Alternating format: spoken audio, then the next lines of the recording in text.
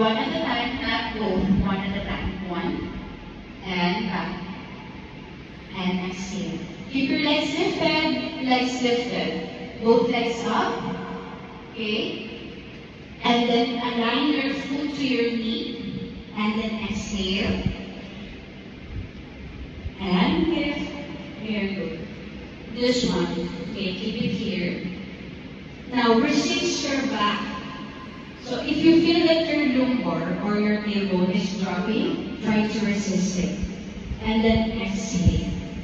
I want you to not touch the floor. Do not touch the floor. Okay, just lower up to the point wherein you can keep your spine down and connected to the back. Okay? How are you guys? Okay? Isa na lang. Isa na lang. Keep your legs long. Okay? Remove your ball. Okay? Reach your legs up.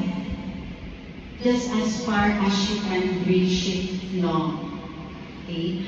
Those who feel or have not exercised in a long time, I can help you, I can let you get assisted by your hands. So you wedge your hands under your hips.